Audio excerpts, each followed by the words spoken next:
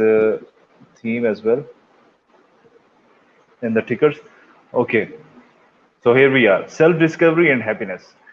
You already seen the honorable guest, Tahir Nihad Bajwa with us. Assalamu alaikum, Tahir sahab. Sir, walaikum assalam. So me and Tahir Bajwa will explore different aspects of self-discovery. How can we discover ourselves, which is very tedious and lengthy and challenging process, as I already shared. I have shared number of sessions with you guys on self-management, on time management, goal settings, and productivity improvement, confidence building. Let me share you one thing. In every session, I have shared this very important thing of knowing yourself. It is the most important, the base of everything. Everything stems from there, knowing yourself. Whenever you talk about confidence building, you have to know yourself. Whenever you talk about time management and goal setting, obviously you cannot set goals when you don't know about yourself. What are your priorities? What are your strengths? What next Almighty given to you? So this is the base. So we haven't touched this theme up till now. So this theme is highly important for me as well. And when we talk on the subjects, we already know, our mind, uh, our brain cells even become more smarter, more sharper. So I don't know whatever level you already are, but we will definitely learn from this. Tahir Nehal Bajwa sir, thank you very much for joining in and sparing time again. Sir, thank you very much. Let me And let me briefly introduce Let me briefly introduce Tahir Nihad Bajwa to you. Tahir Nihad Bajwa is the CEO of Draymond Thrap. I usually misspell this his company, but I really apologize for this. But he's I will pronounce that for you. Drummond trap. yes, you will. Okay, very good. So it's very good that you corrected. He is entrepreneur basically, and also I like his greatest quality is that he is a great intellect. He's a diversified person. Whenever you talk to him, he is very down to earth. I don't know, he has evolved this thing or it was a built-in thing in him, but whatever it is really remarkable. So Thank you, sir. Tahir Nihal Bajwa, we straight away come to you and utilize your time. Meanwhile, there are few guests with us as well. Humayun Kiani, thank you very much for joining in and inspiring accountant. He is also honorable member of us. Thank you very much for joining in, and we'll also appreciate your question in this regard. This is very important question session for all of us. So Tahir Saab, sir, to start with a very basic question, what is this self-discovery process? Self-discovery, what do you mean by self-discovery? Yasir bhai, thank you very much once again for having me. It was pleasure coming to your show earlier and once again. The topic which you have chosen is probably not very difficult for me to shed light on because I believe that throughout my life, subjectively, I have followed discovery. Now, when talking about self discovery, I think there can be different meanings if one has to relate with different sciences or different mindsets or different backgrounds. But I would talk in general that what is self discovery for each and every human being or probably a common man. I think if we are able to discover ourselves, it means to me that I am going to be able to reach to this best potential, best possible potential, uh, through which I'll be able to manifest and somehow uh, make this word meaningful for me. And reaching to this potential is, you see, what is important. Throughout our life, we have to discover ourselves. It begins probably in the womb of our mother, and then I am a big promoter that most of those things which we innately carry, or yes, probably some of them are genetically infused in our personalities, but some are rather misunderstood, because I believe that these uh, these learnings are given to you while 9 months in the womb of your mother, and then whatever time you spend in her lap. And I think the process kicks in if, as soon as I think we become alive as a fetus. But once we are aware in this life, then probably on some conscious level, we start to discover the meaning of our life and where we fit in. And the best possible scenario which we can achieve for our selves to be uh, part of this world and this universe would be, I think, the self discovery. In a nutshell, finding your true potential and your true position in this world is self discovery. All right. So, Tahir Saab, is there any, what are the techniques through which we can discover ourselves? We apply different techniques, but we want to know from you what techniques you apply, because there are so many things that we learn from the books and from different sources from academia. But I want to know specifically a practically aspect. What techniques have you applied in the process? I know it's not a, it's a process, not the end. I mean, we are all in the process. But till now, what techniques you have applied, and to what extent you find those techniques really useful? Uh, Yasin bhai, I think techniques I have never, on conscious level, I have never understood those techniques myself. But looking back at my own experiential trajectory of discovering myself, I would say raising questions, being inquisitive, and being not only being inquisitive towards your surroundings, but being inquisitive towards your inner self, how we operate inside us, how our brain actually works, uh, the difference between id and ego and the superego. Each and every question will lead you to discover a little bit more of you. And I think if first is raising a question, the second is going after it, going after finding the answers to it, and committing yourself to reaching to a point where at least for whatever question you are trying to get the answers for, you are able to get some satisfactory answers from that. And I think if third thing I would like to include would be the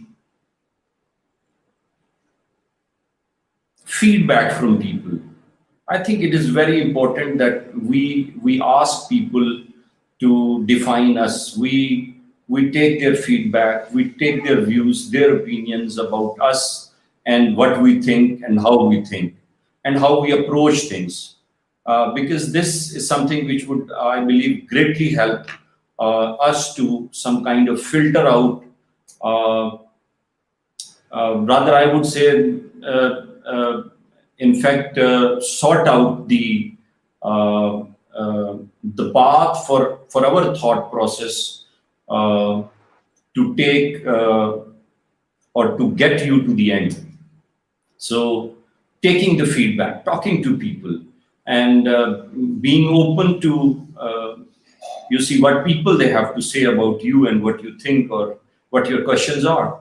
Uh, but I think there is this underlying problem which I would like to uh, utter here, and that is very important. Most of the time, when we want people to give their opinions to us about whatever our thoughts or whatever our ideas and opinions are, most of the time we like to hear the endorsements, and we want people to acknowledge what we think, or we want people to understand why we are right.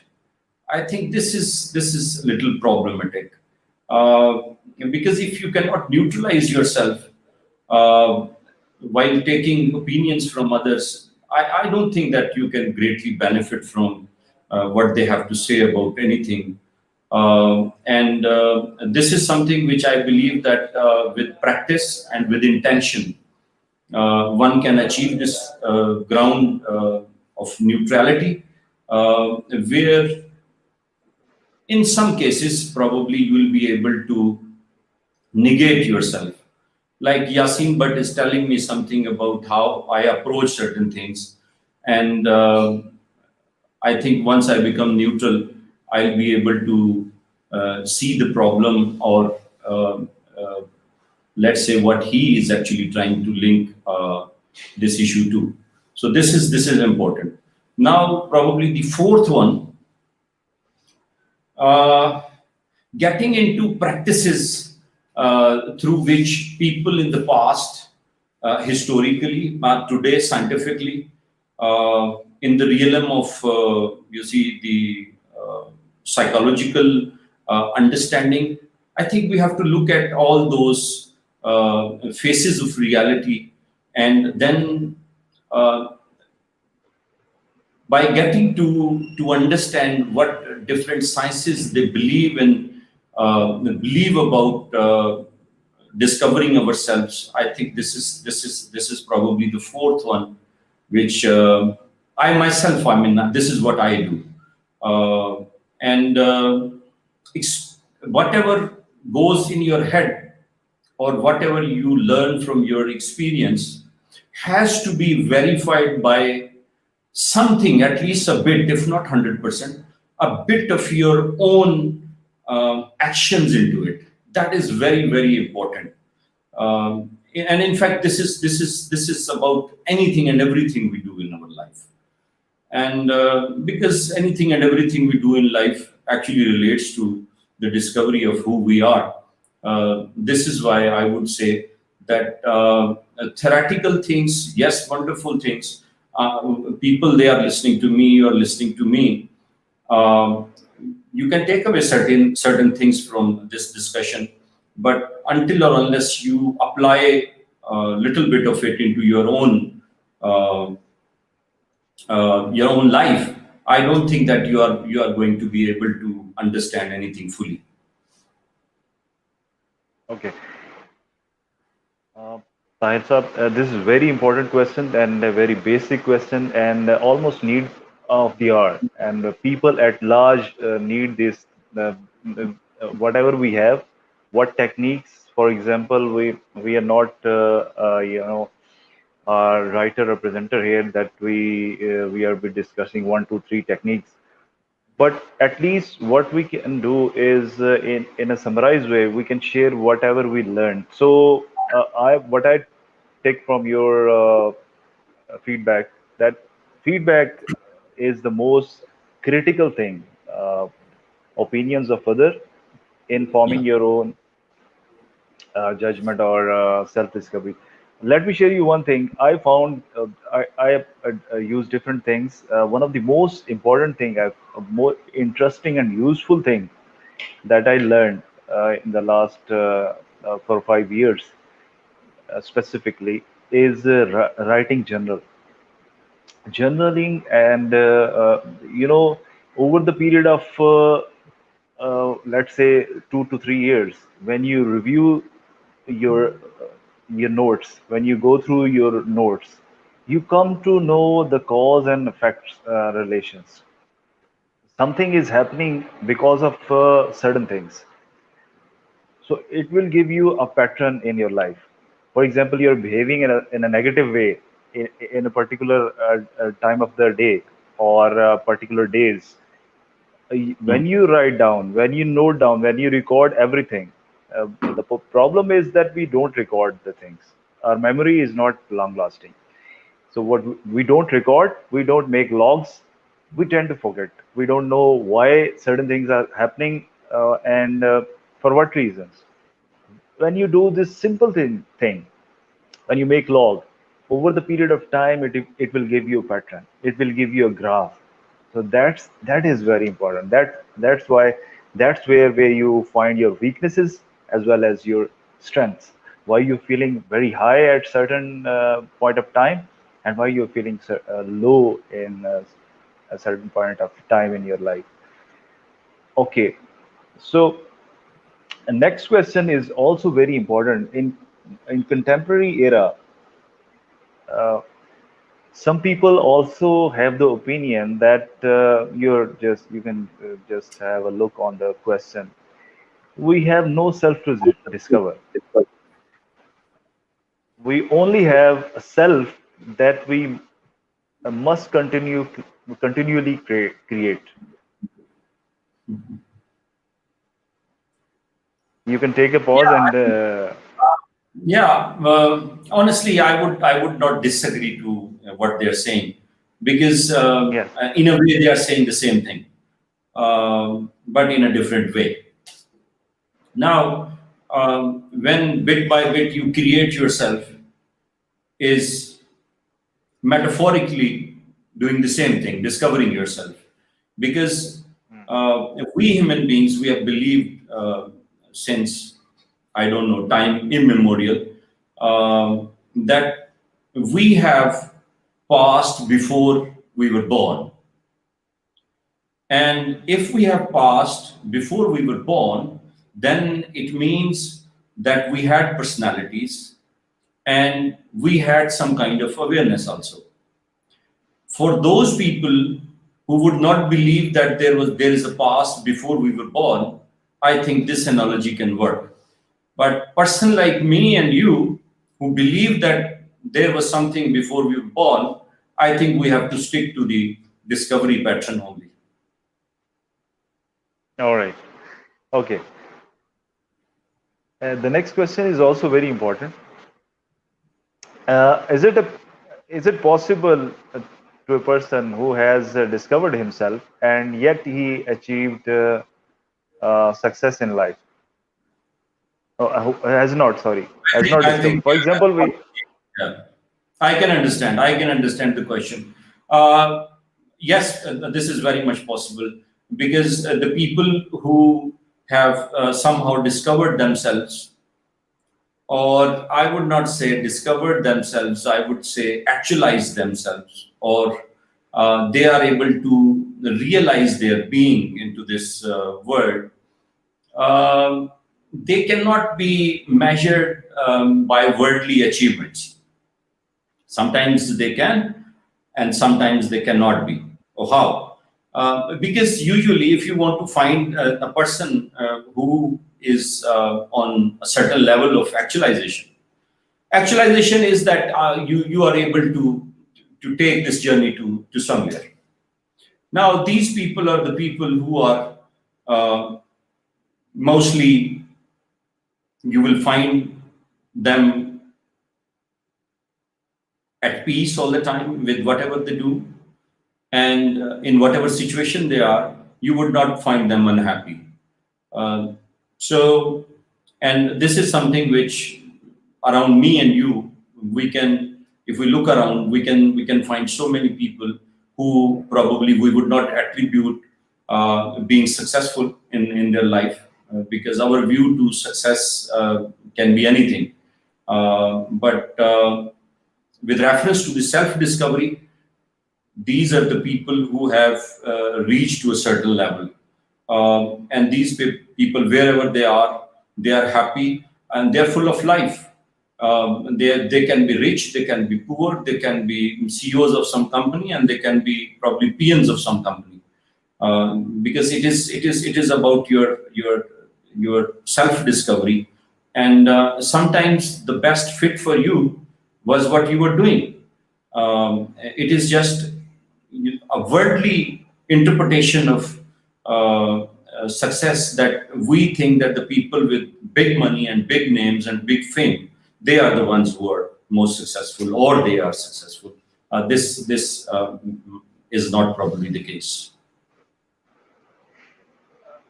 The next question is also very important, Tahir Nihad. The next question is, it's okay that I might be thinking that I have partly discovered myself and I am on a journey to discover myself. I may be pursuing something very passionately for the time being, but human beings lives in illusions. Uh, there are different kind of illusions. I'm not a psychologist, but whatever we have learned, whatever we had experienced, we feel different kind of illusions. So, can we throw some light on this? That how we stand guard ourselves with the illusion of self-discovery? When it comes to self-discovery, uh, do we is there are there any clues, specific You're clues? talking about parameters. I think you're trying to find those big parameters through which you can do this litmus test whether or not you are able to discover yourself. Yes, yeah, Is this the question? yes, right. Okay. If this is what we need to look into, then I think you need to ask yourself how often you become jealous of others. You need to ask yourself how often you feel useless and worthless. How often do you feel that probably you are a misfit in this world? How often you become so sad and you become unhappy? And how often you think that you are losing uh, in, you see, whatever you are pursuing. So these are some questions if you would ask, and the answer is emphatically yes. It means that the discovery process is probably on a very initial stage, and if it is like moderately between yes and no, then probably you are in the middle, and if it is entirely no, then you have probably reached already.